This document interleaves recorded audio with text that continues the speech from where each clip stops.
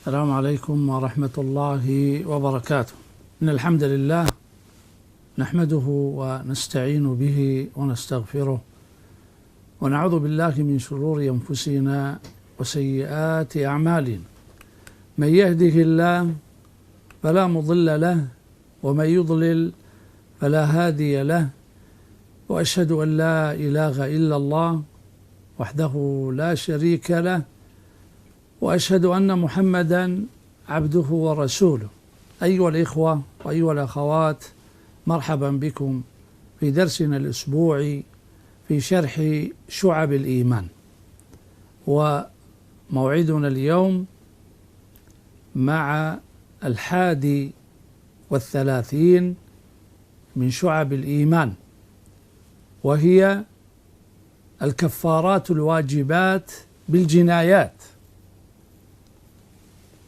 يقول المؤلف: وهي بالكتاب والسنة 4 كفارات: كفارة القتل، وكفارة الظهار، وكفارة اليمين، وكفارة المسيس في صوم رمضان. ومما يقرب منها ما يجب، ومما يقرب منها ما يجب باسم الفدية، لأنها إما عن ذنب سبق أو يراد به التقرب إلى الله تعالى بشيء، يعني بأمر أو إثر أمر قد وقع، ذنبا كان أو غير ذنب. من شعب الإيمان أداء الكفارات الواجبات بالجنايات المختلفة.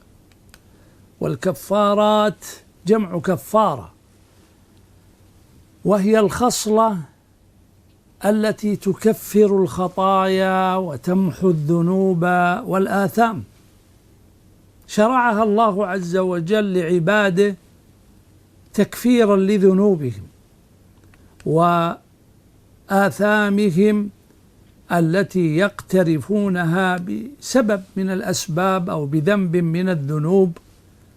والكفارات مختلفة، تختلف باختلاف أسبابها، وهي كما قال الشارح في الكتاب والسنة 4 كفارات. الكفارة الأولى كفارة قتل الخطأ، التي ورد ذكرها في سورة النساء في قوله عز وجل: وما كان لمؤمن أن يقتل مؤمنا إلا خطأ، ومن قتل مؤمنا خطأ فتحرير رقبة مؤمنة ودية مسلمة إلى أهله إلا أن يصدقوا. فحكم الله عز وجل تبعا لحكمته أن من حصل منه قتل لأخيه المسلم خطأ أن يحرر رقبة مؤمنة كفارة لهذا الذنب، كفارة لذنب قتل الخطأ الذي وقع فيه، أن يعتق رقبة مؤمنة. إذا كانت عنده يعتقها، وإذا لم تكن عنده يشتريها ثم يعتقها. والرقبة سواء كانت ذكرا أو أنثى، صغيرا في السن أو كبيرا، لا مانع، ولكن يشترط فيها الإيمان، لأن الله تعالى قال: رقبة مؤمنة مسلمة، لا بد أن تكون مسلمة. كذلك ذكر أهل العلم أنه لا بد أن تكون صحيحة لا عيب فيها، لا عرج ولا عور ولا شلل، لا بد أن تكون صحيحة، لأن من أعتق رقبة معيبة فمنافعها تكون ناقصة أو ربما معدومة، فلا يصح في اعتاق الرقبة في الكفارات أن تكون معيبة أو فيها عيب. وتحرير الرقبة كما هو معلوم يعني تخليصها من الرقة، فالعبد الرقيق إذا أعتق كان ذلك خيرا له وإكمالا لدينه، لأن العبد المسلم لا يستطيع الحج إلا بإذن سيده، السفر إلا بإذن سيده، الخروج من المنزل إلا بإذن سيده، لا يتزوج إلا بإذن سيده، ماله لسيده، فهو ناقص الأهلية كما قال أهل العلم. ولهذا دعا الإسلام إلى تحرير الرقاب وحث على تخليص الناس من هذا الرق والذي وجب عليهم بسبب ذنب سابق وهو الكفر بالله عز وجل والمحاربة كما ذكرنا في الدرس الماضي. فمن لم يجد، من قتل خطأ ولم يجد الرقبة لا ثمنها ولم تكن عنده أو كانت في زمن قلت فيه الرقاب أو ندرت كهذا الزمن، فإن عليه أن يصوم شهرين متتابعين لا يفطر فيهما كفارة لما حصل منه من قتل الخطأ.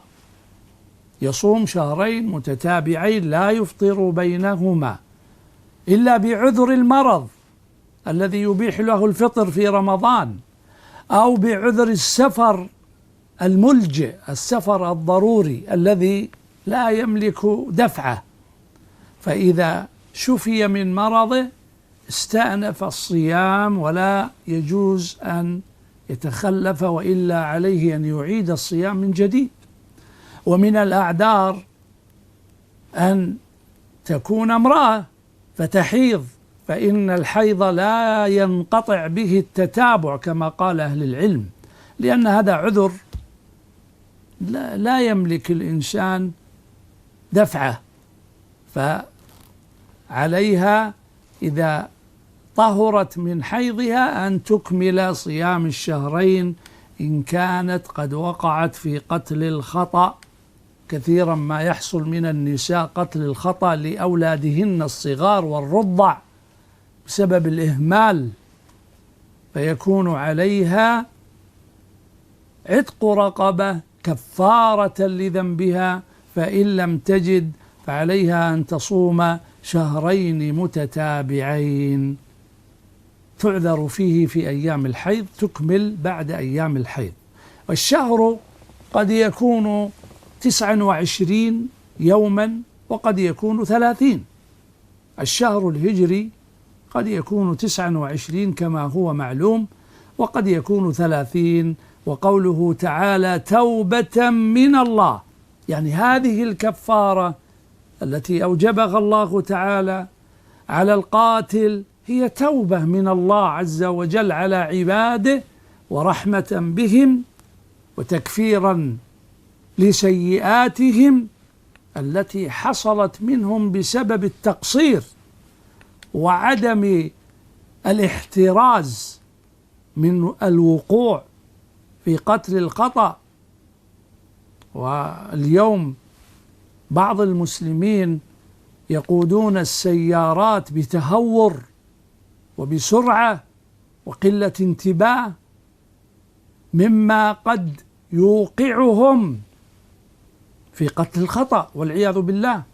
أيضا بعض الناس قد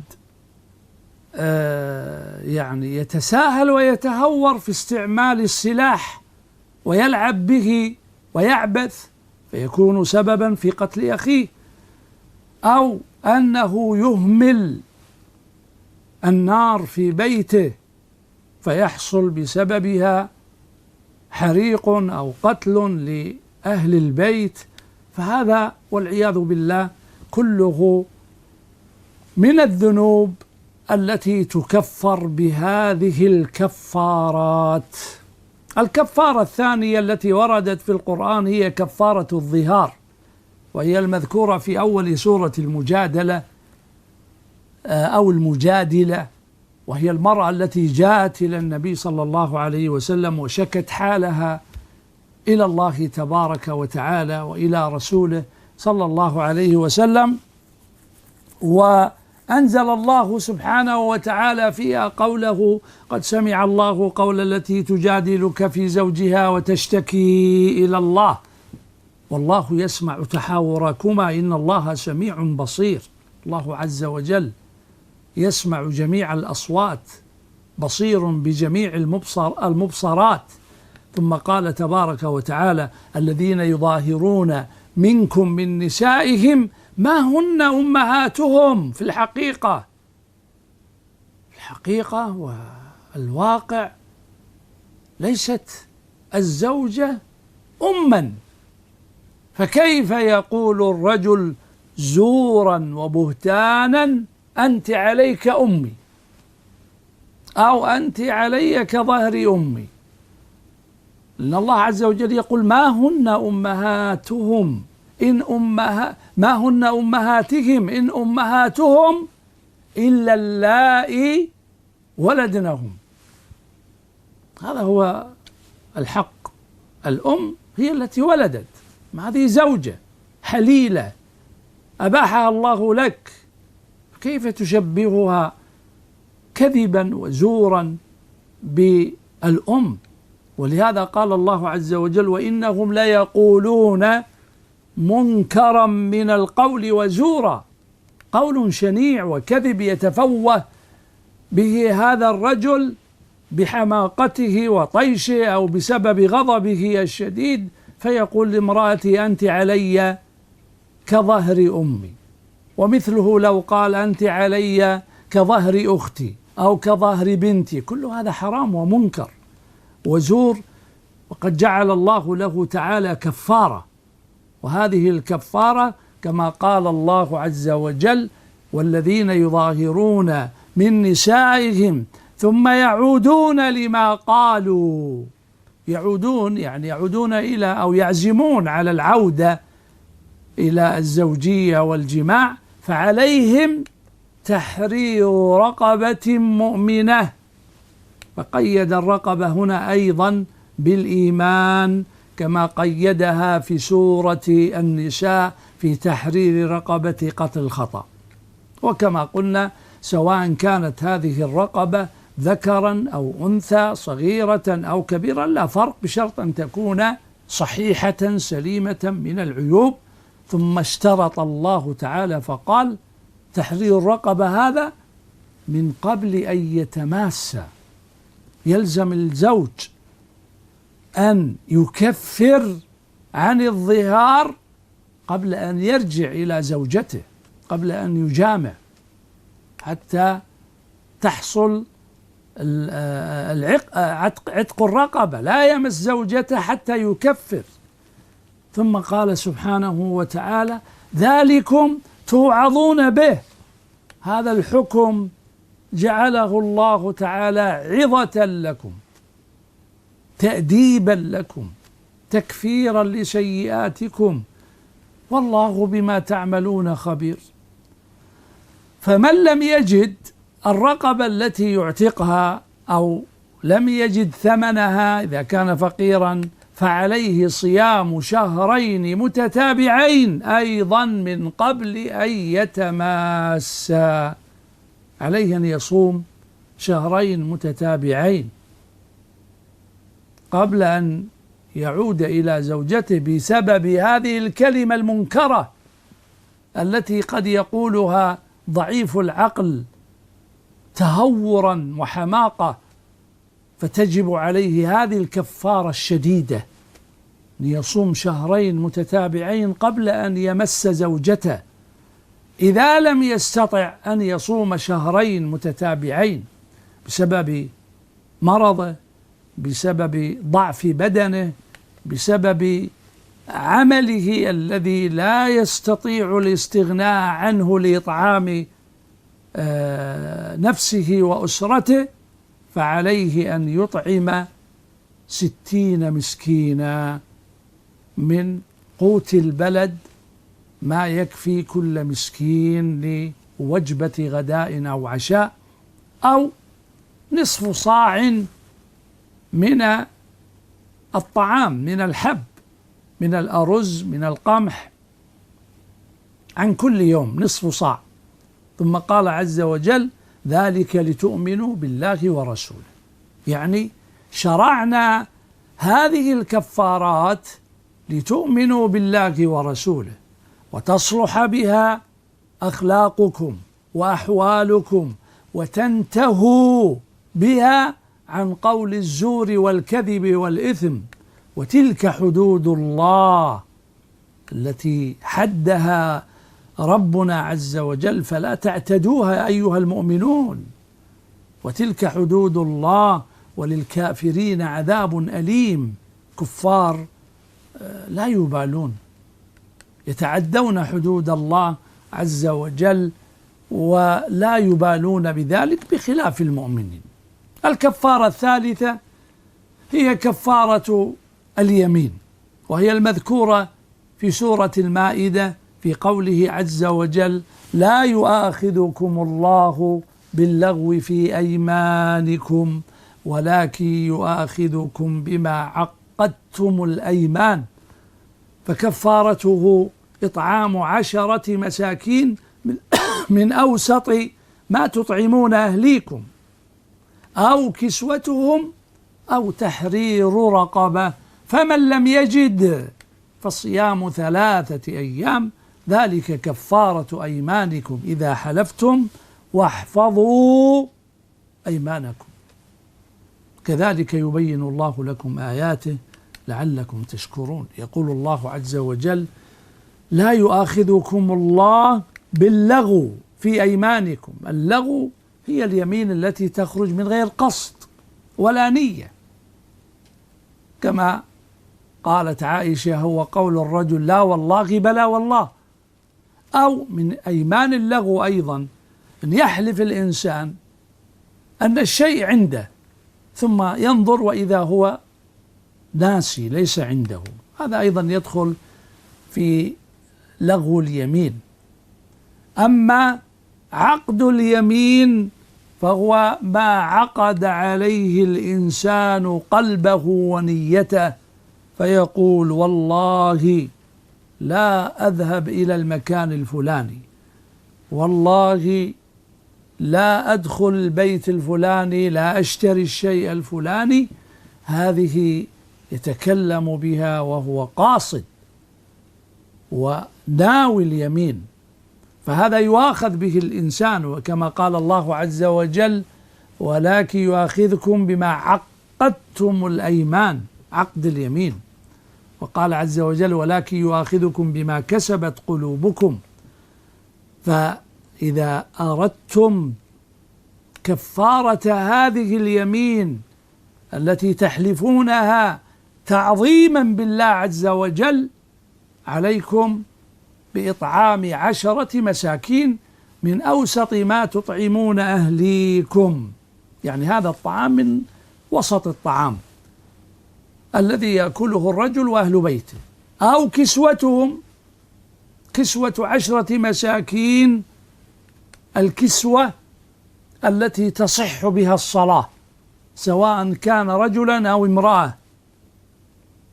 أو تحرير رقبة، أن يحرر رقبة يعني مؤمنة، كما قيدت في الموضعين السابقين.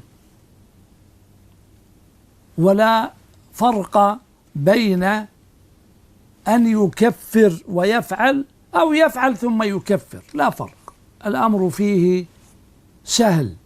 وقد جاءت السنة النبوية أن من حلف على شيء ورأى غيرها خيرا منها، أن الخير له أن يكفر عن يمينه ويفعل الخير، كما قال صلى الله عليه وسلم في حديث الصحيحين: والذي نفسي بيده إني لا أحلف على يمين فأرى غيرها خيرا منها إلا كفرت عن يميني وأتيت الذي هو خير.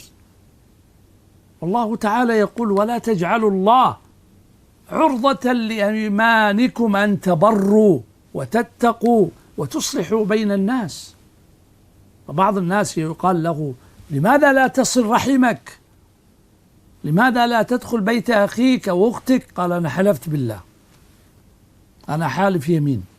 لا يا أخي، كفر عن يمينك وأتي الذي هو خير، فخير لك أن تكفر عن يمينك، وهذا هو هدي النبي صلى الله عليه وسلم. ولا تجعلوا الله عرضة لأيمانكم، تقول والله أنا حلفت. وهذه الثلاثة الكفارات الثلاثة الإنسان فيها مخير: طعام 10 مساكين، أو كسوتهم، أو تحرير رقبة، فمن لم يجد فصيام 3 أيام. بعض الناس إذا حلف عن يمين وأراد أن يكفر يذهب إلى الصيام أولا. لا، غلط غلط. أولا تبدأ بإطعام 10 مساكين أو كسوتهم أو تحرير رقبة، فمن لم يجد فصيام 3 أيام. وهذه الأيام المذكورة جاء في قراءة ابن مسعود أنها متتابعات، وهي وإن كانت قراءة شاذة لكن حكمها صحيح، الحكم يثبت بها وإن كانت قراءة شاذة من حيث القراءة. هذا هو كفارة اليمين. قال عز وجل: واحفظوا أيمانكم عن كثرة الحلف، وكذلك احفظوا أيمانكم عن الحلف بالله كذبا. فهذا مما أوصى الله تعالى به. أما الكفارة الرابعة فهي كفارة الجماع في نهار رمضان، كفارة المسيس، يعني الجماع إثناء صوم رمضان، وهي مثل كفارة الظهار: عتق رقبة أو صيام شهرين متتابعين أو إطعام 60 مسكينا. لكن لم يشترط الله عز وجل عدم المسيس قبل الجماع كما اشترط ذلك في كفارة الظهار. فالوقوع على الزوجة في نهار رمضان إثم وكبيرة من الكبائر وانتهاك لحرمة الشهر الكريم، لحرمة شهر رمضان المبارك. فمن فعل ذلك فعليه الكفارة المغلظة التي فيها تكفير لسيئاته، تكفير لذنبه، وأن يندم على ما فعل ويستغفر الله. وهل على الزوجة أيضا كفارة؟ الصحيح لا، لأن النبي صلى الله عليه وسلم لما سأله الرجل عن الكفارة لم يوجب هذه الكفارة على المرأة، وإنما يجب على المرأة التوبة والاستغفار وقضاء هذا اليوم. ولو كان يجب على المرأة أن تصوم الكفارة مثل الرجل لما أخر النبي صلى الله عليه وسلم البيان عن وقت الحاجة. هذه الكفارات الأربع مما يكفر الله تعالى بها الذنوب ويمحو بها السيئات، وهي إنما وجبت بسبب المخالفات الشرعية، فيحصل بذلك خير للمؤمنين إذا قاموا بها، فهي من شعب الإيمان، وهي داخلة في التوبة إلى الرحمن: إلا من تاب وآمن وعمل عملا صالحا فأولئك يبدل الله سيئاتهم حسنات وكان الله غفورا رحيما. نسأل الله عز وجل لنا ولكم علما نافعا وعملا صالحا متقبلا، وأن يحفظنا بالإسلام قائمين وقاعدين وراقدين. وصلى الله وسلم وبارك على عبده ورسوله محمد. والسلام عليكم ورحمة الله وبركاته.